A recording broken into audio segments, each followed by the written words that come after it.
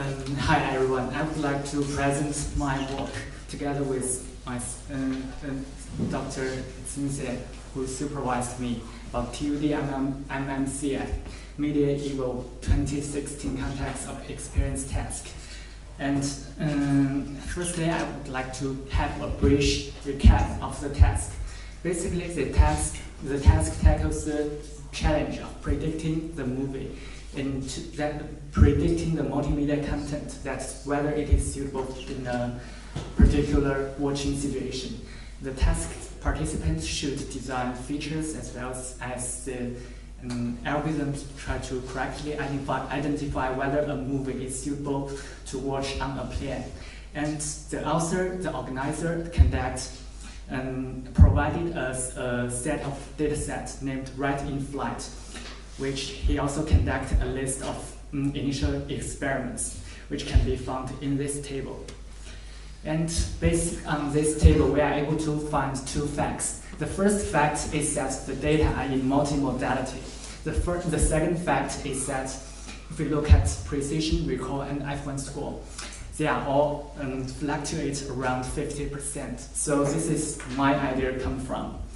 If we recall knowledge from statistical learning theory, a weak classifier is to a learning algorithm that performs just slightly better than random guess. Then can we use an ensemble methods to boost this classifier into a strong one? So here I would like to propose my submission in multimodal classifier stacking. Basically, this approach consists of 3 stages, including classifier selection, subfeature selection, and multimodal classifier stacking. So let's move to the first stage, classifier selection.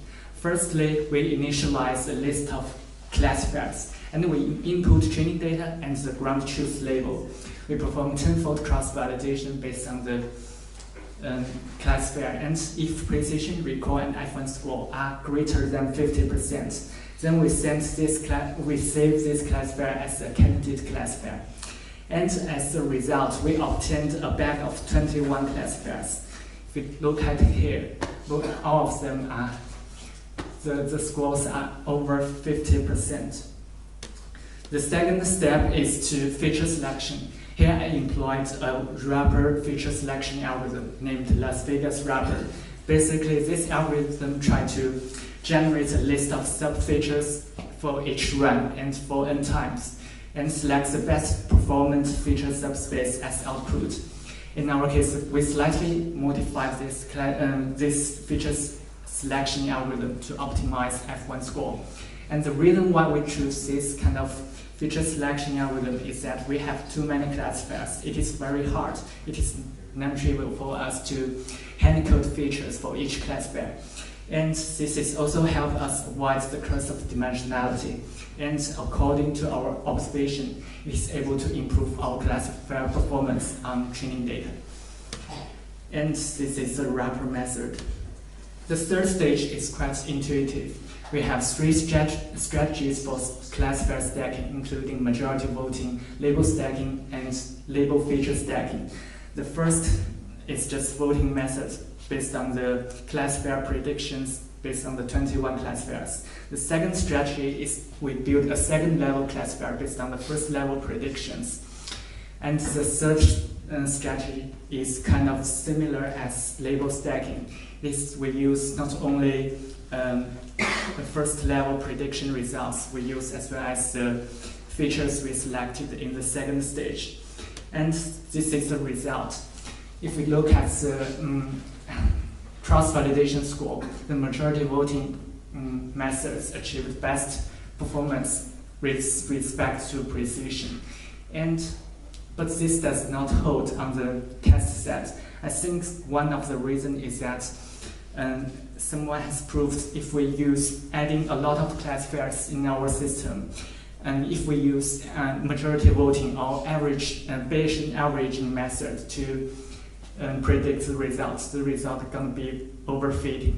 And another strategy named label stacking performs relatively good on both cross-validation case and test case.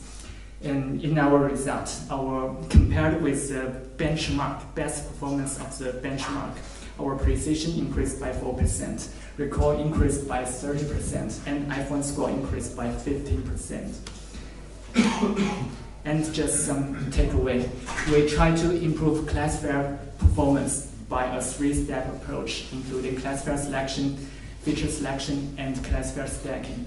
And we think that the larger diversity of base classifiers will help us produce a more robust ensemble classifier. And there also exists a set of drawbacks, including this may lead to overfitting problem, and it may be some sort of computational expensive and lack of explanation. And I think in the future, parameter tuning, feature selection, more robust feature selection algorithm, and more robust stacking methods is able to help. That's all. Thanks.